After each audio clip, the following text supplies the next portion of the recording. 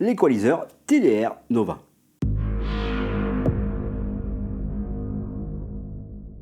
Salut les amis, c'est Marc de Écoutez les images. Je vais vous faire une petite série de mes plugins audio préférés gratuits. Pour commencer cette série, on va voir le TDR Nova de chez Tokyo Down Record. Alors Tokyo Down Record, ils font vraiment des produits super sympas et franchement, ils nous offrent des plugins gratuits à faire rougir les payants. Cet équaliseur, c'est un équaliseur paramétrique qui en plus a une fonction de compresseur multiband. Il possède 4 bandes graphiques plus un filtre coupe bas et un filtre coupe haut. Il intègre des pré-réglages prédéfinis que je vous invite à tester vous-même. Et après, il possède 3 modes d'égalisation, on va dire un soft, un medium et un hard. En tout cas, c'est un équaliseur paramétrique très utile, très pratique, qui fonctionne à merveille. Et en plus, il est vraiment transparent. N'hésitez pas à aller voir dans la description, vous trouverez mes 10 plugins gratuits préférés. Téléchargez le PDF, il contient les explications et les liens de téléchargement en fonction de votre système d'exploitation. Allez, on rentre dans le vif du sujet, c'est parti!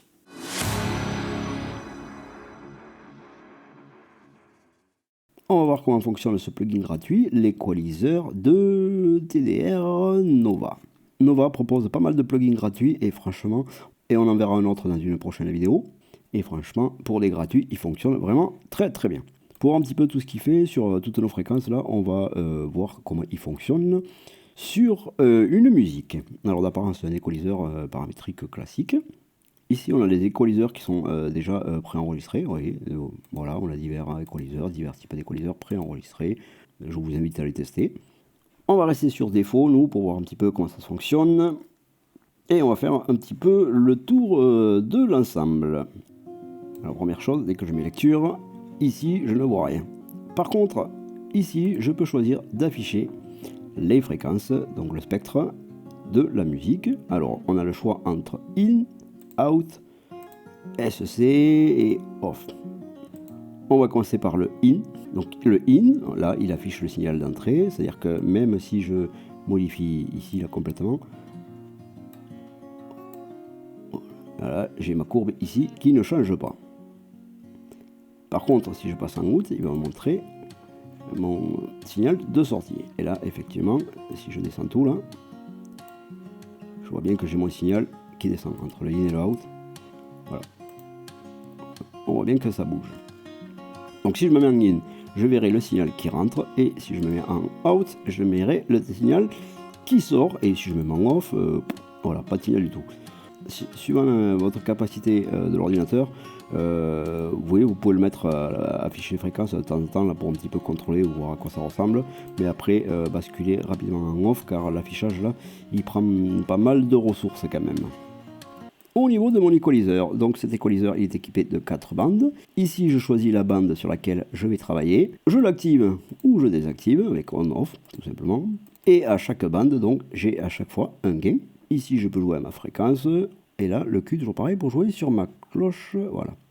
Ou je peux très bien aussi directement aller sur l'équaliseur pour jouer sur mon gain et ma fréquence. Bon, pour la cloche non, il faudra quand même venir ici. Comme pas mal d'autres équaliseurs, j'ai une option où je fais une cloche, ou alors je peux utiliser l'option des filtres, dans un sens ou dans l'autre. Ici j'ai une option bande solo, ça me permet d'écouter vraiment l'équaliseur sur lequel je travaille uniquement sur sa fréquence. On va écouter ça de suite, je vais mettre sur le 2 pour voir, on va écouter ça de suite.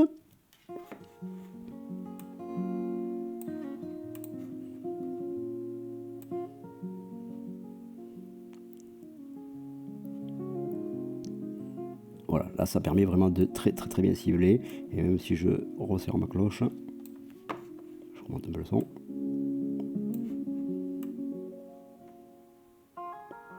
Voilà, là ça me permet vraiment d'écouter juste la fréquence que je souhaite.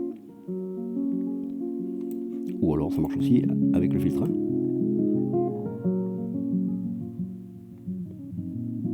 Dans l'autre sens aussi.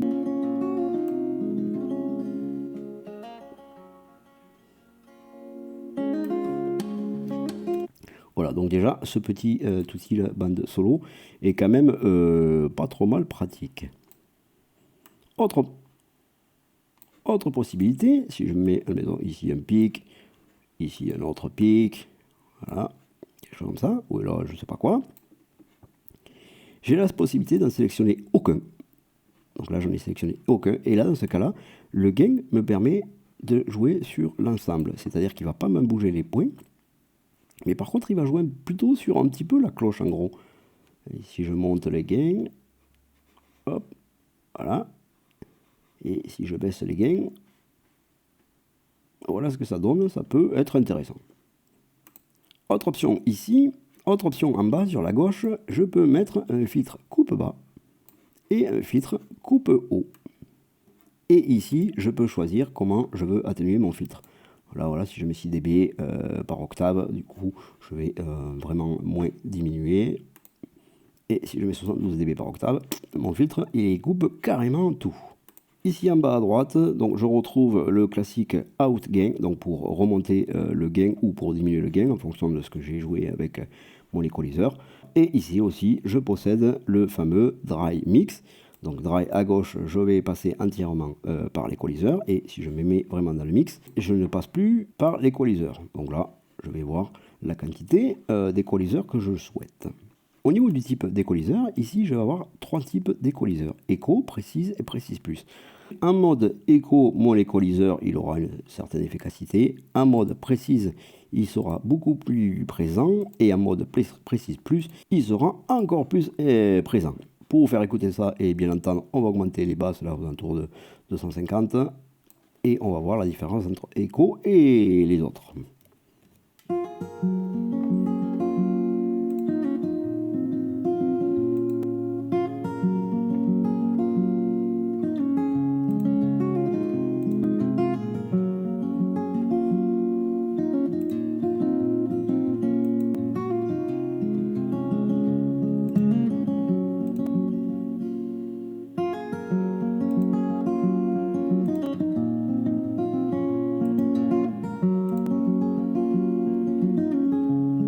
Alors le mode éco, on va dire que c'est l'équaliseur de base. Le mode précise, il est un peu plus marqué. Et le précise plus, vraiment, on entend qu'il est vraiment beaucoup plus marqué.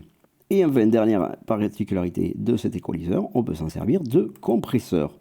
Si je clique sur Threshold, là, voilà. Donc avec mon équaliseur, là, je choisis la fréquence que je veux atténuer. Là, on va me dire que c'est 500. Et là, le trait bleu m'indique le niveau du threshold. Donc plus je l'augmente et plus le seuil va travailler. Et donc je vais jouer sur mon seuil ici avec le threshold. Comme compresseur aussi, je vois qu'ici je peux modifier le ratio. Et bien entendu, ici je peux jouer sur mon attaque et là je peux modifier mon release. On va mettre un ratio assez marqué là, un ratio de 4 pour qu'on l'entende bien. Et on va écouter et on va voir ce que ça donne.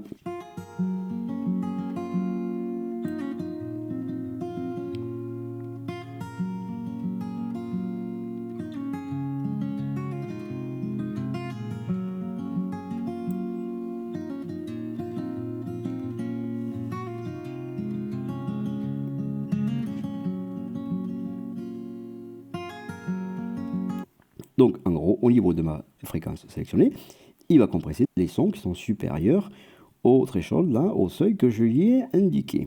À quoi ça va nous servir tout ça? En gros, ça va nous faire une espèce d'équaliseur qui va s'adapter à la musique.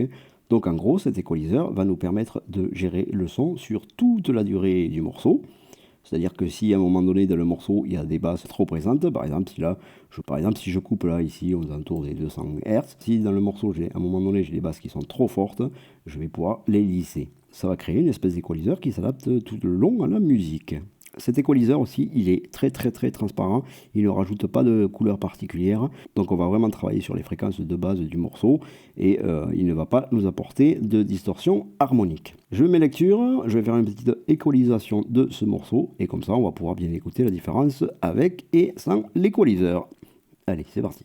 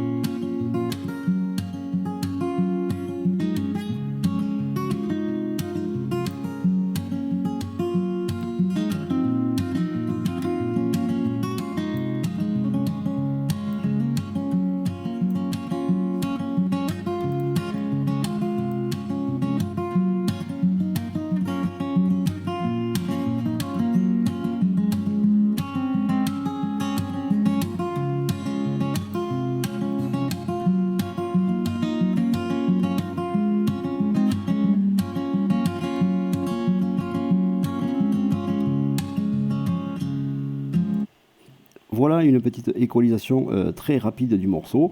Alors je vais vous expliquer rapidement ce que j'ai fait. Donc dans un premier temps, j'ai modifié celui-ci, là, le numéro 2. Donc comme d'habitude, c'est au niveau des 500 Hz que je voulais couper les fréquences là, qui résonnent. Là. Bon, pour la voix, c'est les fréquences un peu nasillardes. Et là, pour la guitare classique, là, souvent, on a des résonances là, au niveau des 500 Hz qui sont un petit peu gênants et qui pourraient faire un peu un brouhaha ou un truc comme ça, là, vraiment, ouais, une espèce de brouhaha. Donc ça, je voulais vraiment l'atténuer. Deuxième chose que j'ai faite au niveau des basses avec celui-ci, j'ai fait un pic aux alentours de 200, entre 200 et 250. Comme ici, j'ai coupé les résonances, on perd aussi énormément en basse. Du coup, c'est pour ça que je rebooste un petit peu, beaucoup même, enfin non, un petit peu, mais basse. Troisième étape, j'ai fait un pic aux alentours des 3 kg. Alors là, tout simplement, c'est pour éclaircir un petit peu ma guitare et lui donner un peu de... que ça sonne un peu plus dans les aigus, en fait. Quatrième étape, ici, donc, j'ai rajouté un filtre coupe-bas. Je voulais vraiment couper ce qu'il y avait en dessous de 50. Bon, j'ai même coupé un peu plus haut, en fait. Je voulais vraiment couper les grosses résonances, là, très graves, là, toujours pareil, le brouhaha.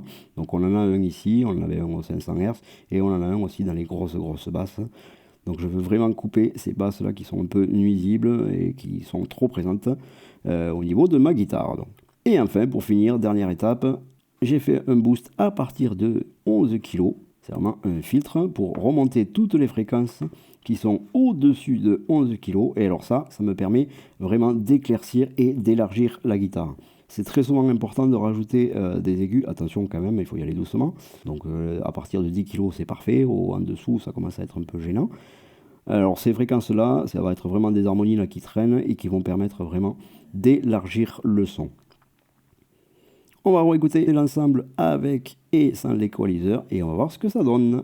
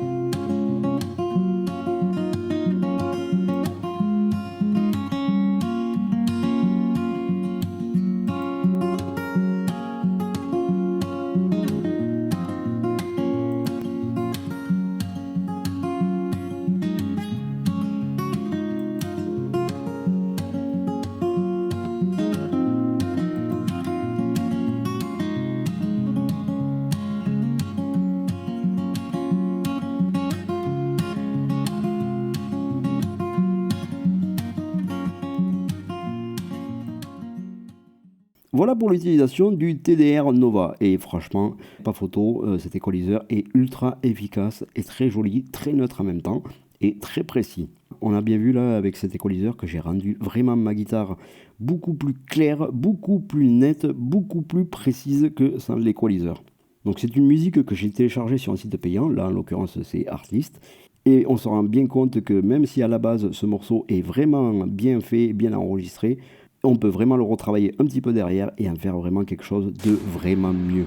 J'espère que cette vidéo vous a plu, laissez-moi un petit pouce bleu, n'hésitez pas aussi à me laisser un commentaire, dites-moi ce que vous avez pensé de l'efficacité de cet équaliseur. Et je vous invite aussi à vous abonner afin de vous tenir au courant de la sortie de mes prochaines vidéos. Je vous remercie beaucoup d'avoir suivi jusque-là et je vous dis à ciao ciao, à bientôt.